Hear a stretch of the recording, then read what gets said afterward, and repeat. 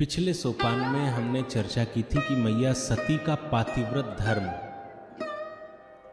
बचा या नहीं बचा। उसी के आगे की चर्चा आज के सोपान में हम करेंगे कि मैया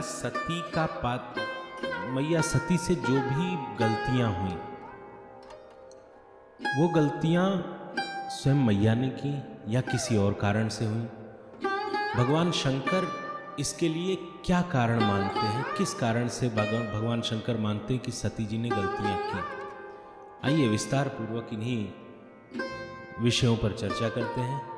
नमस्कार स्वीकार करिए आदित्यनाथ तिवारी का।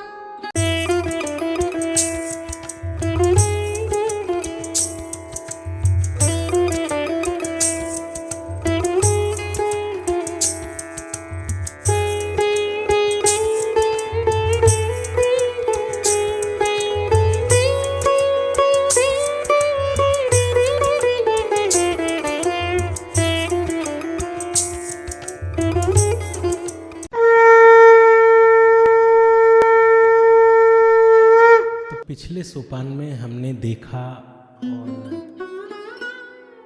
सुना, चर्चा की और समझा था कि मैया के मन में उपदेश नहीं लगा, लागन और उपदेश।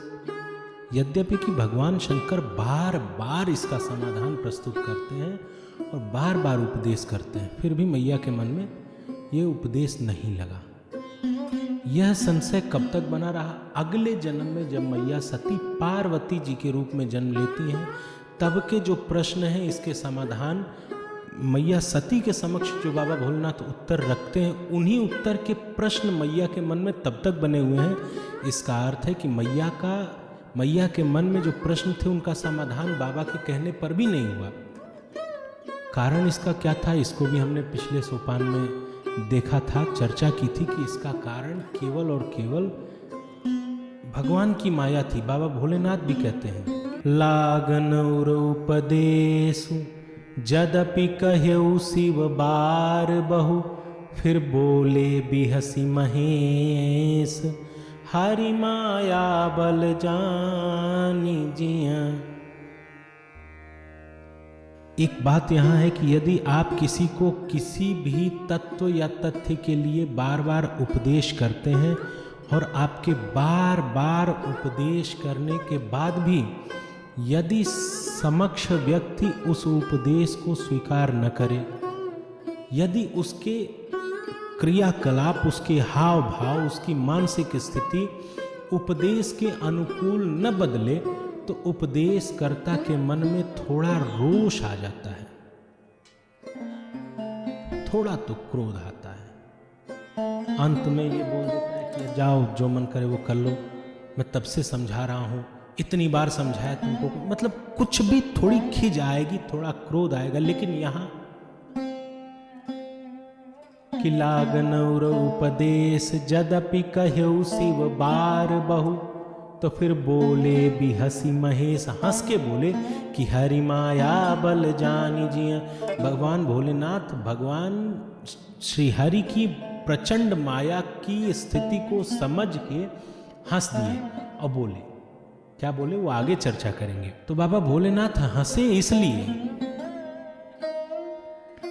कि जितनी परिस्थिति का निर्माण हुआ, यानी मैया सती के मन में संशय आना, और इस संशय के लिए बार बार बाबा भोलेनाथ द्वारा समाधान प्रस्तुत करने पर भी इसका समाधान न होना, ये क्या दर्शाता है? ये यह दर्शाता है कि इसमें मैया सती का कोई दोष नहीं है। मैया सती के मन पे भगवान की प्रचंड माया का आवरण चढ़ा हुआ है, क्योंकि मैया सती ऐसा दोष कर ही नहीं सकती। वो पतिव्रता है, वो अपने जानने में ऐसा कर ही नहीं सकती, असंभव है। बारी मथे घृत होए बरु सिकता ते बरु तेल। यदि बालू को मथा जाए तो उससे तेल निकल, पानी को मथा जाए उससे तेल निकल जाए, घी निकल जाए। बालू को घिसा जाए, बालू को पेरा जाए तो उससे तेल निकल जाए, मान सकते हैं। लेकिन मैया सती जैसी पतिव्रता ऐसी भूल कर दे, ऐसा नहीं मान सकते। स्वयं बाबा भोलेनाथ नहीं मान रहे। बाबा भोलेनाथ जानते हैं कि ये सती जी का इसमें कोई दोष नहीं है, ये केवल एक ही का दोष है, वो है, और दोष भी नहीं है, ये शायद संभवतः भगवान अपनी लीला में कुछ उपदेश करना चाह रहे हो, इसलिए सती जी के मन पर ऐसा प्रभाव डाले। बाबा हंसे, जो तुम्हारे मन अति संदेह, यदि आपके मन में अति संदेह है, अब मैया का जो संदेह था वो अपने अति को प्राप्त हो चुका है। क्यों?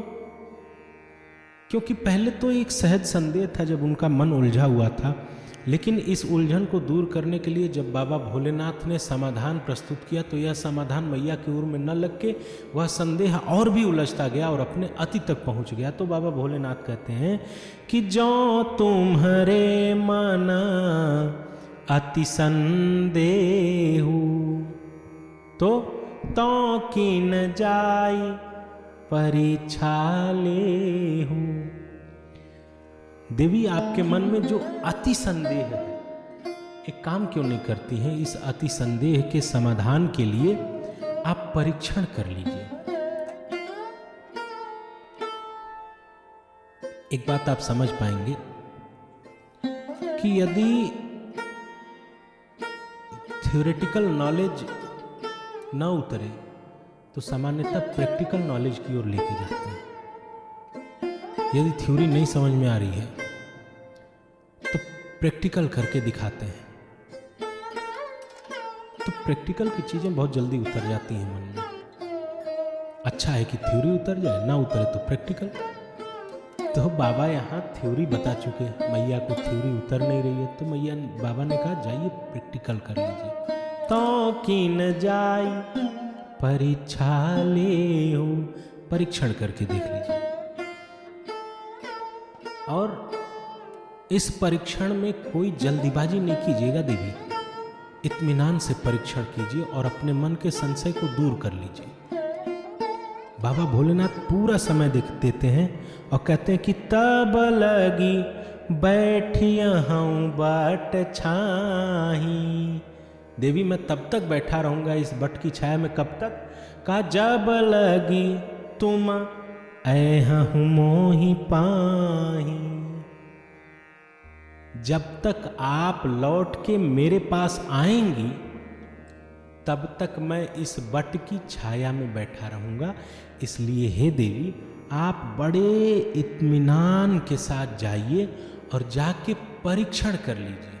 मन में संदेह का जन्म लेना कोई आश्चर्य की बात नहीं है, होता ही रहता है और होना भी चाहिए। यदि आप किसी संदर्भ में चिंतन कर रहे हैं तभी सकारात्मक या नकारात्मक परिस्थिति उत्पन्न होगी। सकारात्मक होती है तो जय जय है, और नकारात्मक होती है तो अपने गुरु, अपने शिक्षक, मेंटोर की सहायता से इस नकारात्मकता को दूर करके और सकारात्मकता को स्थान दिया जाता है। यही तो प्रक्रिया है। मैया ने भी चिंतन किया, मैया के मन में नकारात्मकता, संदेह आ गया। बाबा भोलेनाथ ने बहुत प्रकार समझाया, संदेह नहीं गया तो बाबा ने कहा जाइए परीक्षण कर लीजिए और इत्मीनान से कीजिए, कोई जल्दीबाजी नहीं है। जब तक आप आएंगे तब तक मैं इस बट की छाया में बैठा रहूंगा। लेकिन बाबा भोलेनाथ एक सावधान भी करते हैं। यहाँ पे आगे बोलते हैं कि देवी, जैसे जाई मोह भ्रम भारी, करहु सो जतन विवेक विचारी। जैसे भी आपका ये भारी भ्रम जाए आप वही करिएगा, किंतु कैसे करिएगा? तो कहा विवेक विचारी, विवेक पूर्वक विचार करके तब ऐसा करिएगा जिससे आपका यह भारी भ्रम बाबा भोलेनाथ की अनुमति पाके मैया सती चल देती हैं। अब जब मैया सती बाबा भोलेनाथ के पास से प्रस्थान करती हैं, तब बाबा भोलेनाथ का मन फिर से कहता है कि इहाँ शंभु ऐस मन अनुमान। क्या अनुमान किया कि दक्ष सुता कहूँ नहीं कल्याणा। अब सती जी का कल्याण नहीं होने वाला है। क्यों? क्योंकि मोरे हु कहे न संशय जाहि। हमारे कहने से भी अगर संशय नहीं जा रहा है, तब तो विधि विपरीत भलाई नहीं। यदि हमारे कहने से भी संशय नहीं जा रहा है, तो इसका मतलब अब विधाता बाम है, अब भलाई नहीं है। जिस बाबा भोलेनाथ के पास आके सबके संशय का निवारण हो जा रहा है, उसी बाबा भोलेनाथ की पत्नी मैया सती का के संशय का निवारण नहीं हो पा रहा है। बाबा को इसी बात का थोड़ा कष्ट है कि मोरे हु कहे न संशय जाहि, विधि विपरीत भलाई नहीं। अब यहां जो एक और प्रश्न उठेगा कि जब आगे मैया पार्वती जी का जन्म होता है और उनके बचपन का जो बाल्यकाल का समय है, बाल्यकाल है, उस समय नारद जी एक बार हिमाचल राज के यहाँ जब पहुँचते हैं, तो हिमाचल राज ने मैया पार्वती को ले आके बाबा श्री नारद जी को प्रणाम कराते हैं और कहते हैं कि बाबा भविष्य देखिए बिटिया का। तो जो भी होता है भविष्य नारद जी बताते हैं, और इसके बाद जो भी बताते हैं उसको समझ के, उसको सुन के हिमाचल राज सपरिवार सब लोग बड़े दुखी हो जाते हैं। ये क्या है, इस पर तो हम प्रसंग आने पर चर्चा करेंगे। अब बहुत दूर नहीं है और 2-4-10 एपिसोड के बाद संभवतः हम लोग वहाँ तक पहुँच जाएंगे, तो उस पर हम विस्तार से वहाँ चर्चा करेंगे। यहाँ हम इसका संदर्भ इसलिए दे रहे हैं कि सब कुछ बताने के बाद श्री नारद जी ने एक वाक्य कहा कि भावी उमेटी सकई त्रिपुरारी। इस वाक्यांश का चलन हमारे यहाँ बहुत है। सामान्य मानवी के पास अगर आप जाइए तो बाबा भोलेनाथ का सामर्थ्य कहते हुए यही कहता है कि भाव्यू मेटि सकई त्रिपुरारी। बाबा भोलेनाथ के पास ऐसा सामर्थ्य है, ऐसा तपबल है कि ब्रह्मा जी के लिखे हुए को भी बदल सकते हैं। यहाँ तक कि ब्रह्मा जी स्वयं अपनी लेखनी नहीं बदल सकते, नहीं टाल सकते, लेकिन यह सामर्थ्य बाबा भोलेनाथ को प्राप्त है। बाबा भोलेनाथ चाहें तो ब्रह्मा जी की लेखनी बदल सकते हैं। अब वहां से इस संदर्भ को लेके वापस पुनः अपने इस प्रसंग पर आइए।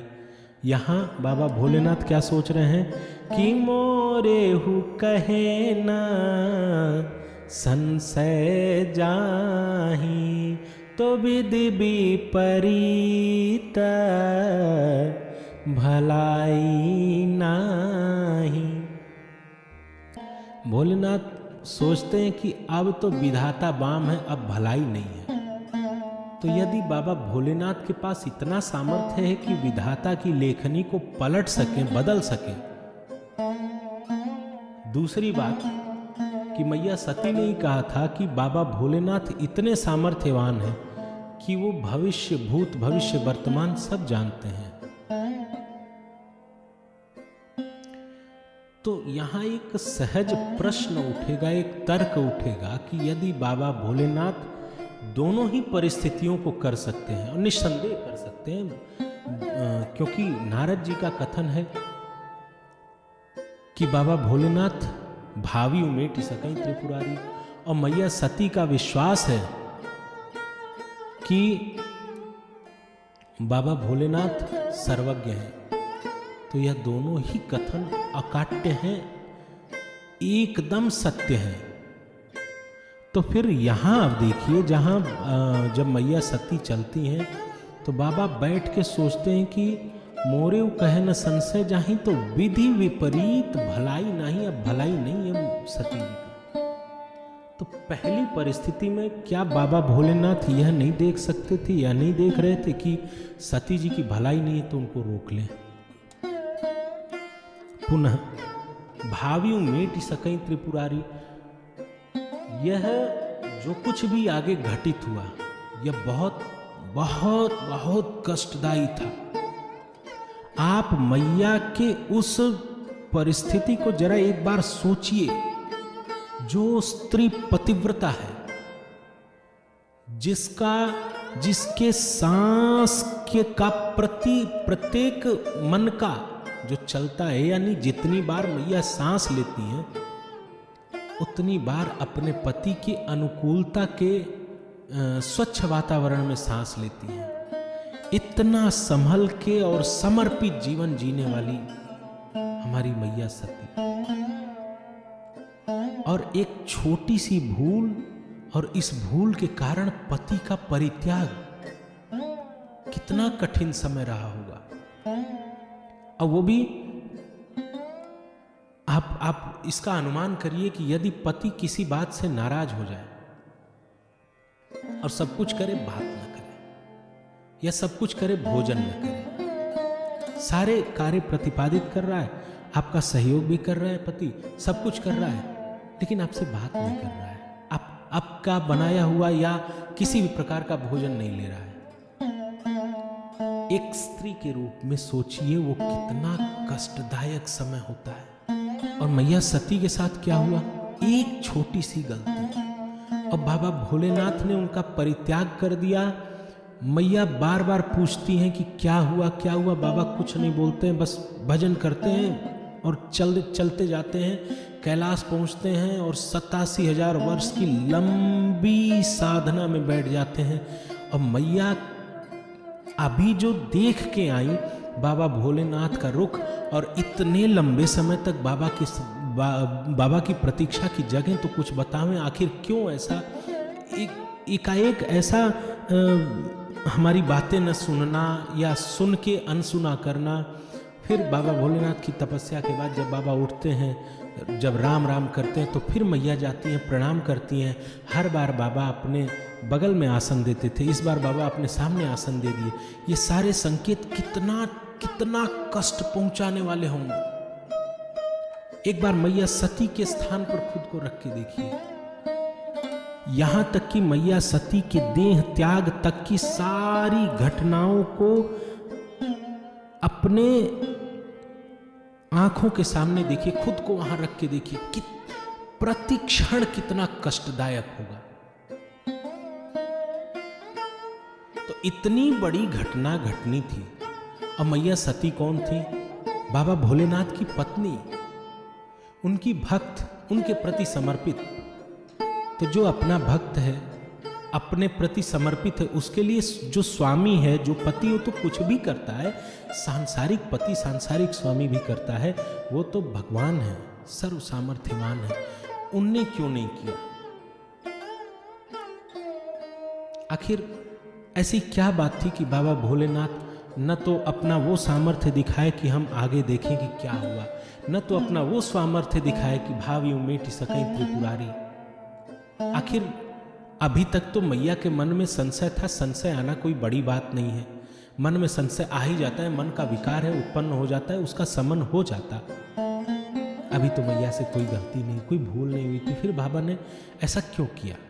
ये एक सहज प्रश्न और सहज तर्क जो मन में उत्पन्न हो सकता है। इसका समाधान आपको जो उचित लगे आप हमारे साथ साझा करिएगा इस कमेंट बॉक्स में। लेकिन हम जो समझ पा रहे हैं कि जो भी घटित हुआ, बाबा भोलेनाथ ने अभी तक जो भी देखा है, यह सब कुछ एक आश्चर्यजनक परिस्थिति थी। ऐसा होना नहीं चाहिए लेकिन हो गया था। क्या नहीं होना चाहिए और क्या हो गया था? क्योंकि आज तक मैया सती ने बाबा के रुख का कभी विरोध नहीं किया था।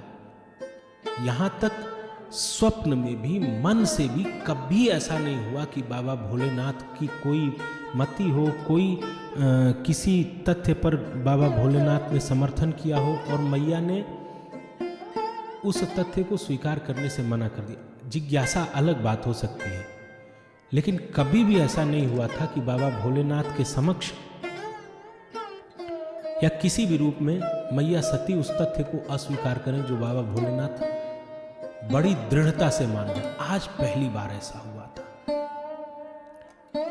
इस पहली बार में भी जो आशा थी कि मैया सती बाबा भोलेनाथ के समझाने पर, बताने पर समझ जाएंगे, तो बाबा भोलेनाथ ने एक बार कहा और पूरे विस्तार से बताया कि देवी, आपके मन में ये प्रश्न चल रहे, इसका ऐसा ऐसा समाधान है। अब बाबा भोलेनाथ कह रहे हैं तो उनके वाणी की, उनके शब्दों की प्रामाणिकता है, लेकिन फिर भी मैया सती के मन से वो संशय नहीं जाता है, उनका हाव भाव नहीं बदलता है। फिर बाबा भोलेनाथ कहते हैं कि देवी, अगर आपके मन में अति संशय आ गया है तो आप एक काम करिए, जाइए परीक्षण कर लीजिए। और मैया प्रणाम करके चल दी। मतलब कि अभी तक बाबा भोलेनाथ जो सोच रहे थे कि हम बार बार समझा रहे हैं, इनको फिर भी समझ नहीं आ रहा है, ये बाबा का अनुमान था। लेकिन जब मैया परीक्षण करने के लिए चली तो ये सिद्ध हो गया कि आपने जो भी कहा है वो हमको समझ नहीं आया है। कितने आश्चर्य की बात थी ना। हालांकि बाबा भोलेनाथ जान रहे कि ये हरि माया, प्रबल हरि माया का प्रभाव है। तो बाबा इस बात को समझ गए कि भगवान अपनी लीला में कुछ संदेश देना चाह रहे हैं, कुछ बताना चाह रहे हैं। और कुछ बताना चाह रहे हैं, इसलिए अपनी शक्तियों का प्रयोग करके वहां कुछ भी करना बाबा भोलेनाथ को उचित ना लगा। इसलिए बाबा ने क्या किया कि बट वृक्ष की छांव में बैठे और लगे जपन हरिनामा, भगवान के नाम का जप करने लगे। और जब करते हुए बाबा सोचते हैं कि होई है सोई जो राम रचि राखा, को करी तरक बढ़ावई शाखा। बाबा कहते हैं कि अब जो भगवान ने रच रखा है, हमने अभी कहा ना कि भगवान की कोई इच्छा है इसलिए ऐसा हो रहा है। यहां बाबा भोलेनाथ भी कह रहे हैं कि होई है सोई जो राम रचि राखा। भगवान ने जो रच के रखा है अब वही होगा। तो को करी तर्क बढ़ावई शाखा, मतलब यहाँ अब तर्क करना या अपने सामर्थ्य का प्रयोग करके भविष्य को जानना, विधि का लेख पलटना इत्यादि उचित नहीं है। इसलिए बाबा बैठ के हरिनाम जाप करने लगे। अब यहाँ एक और बात है, हमारे समाज में इस अर्धाली कि होई है सोई जो राम रचि राखा, को करी तर्क बढ़ावे शाखा, इस संदर्भ में एक प्रश्न आता है। कुछ लोग कहते हैं कि यदि हम भगवान के भरोसे बैठ जाए, सब कुछ छोड़ दें, तो क्या हमारे काम हो जाएंगे? कि होई है सोई जो राम रचि राखा, तो हम काहे को काम करने जाएं? क्या हम छोड़ दें तो हो जाएगा? तो इसके दो उत्तर हैं जो हमको समझ में आते हैं। एक, यदि आपका ऐसा समर्पण है, उस स्तर का समर्पण है, तो निश्चित ही भगवान आपके काम करेंगे। और उन्होंने किया है, ऐसे अनेकानेक उदाहरण हैं। दूसरा, सामान्यतः ऐसा कहना कि होई है सोई जो राम रचि राखा, यह अकर्मण्यता को छुपाने के लिए नहीं है। ये स्थिति तब आती है जब कर्म की पराकाष्ठा हो जाए, उसके बाद आपका बश न चले, तब आप कह सकते हैं हुई है सोई जो राम रचि राखा। क्योंकि कर्म की प्रधानता आवश्यक है।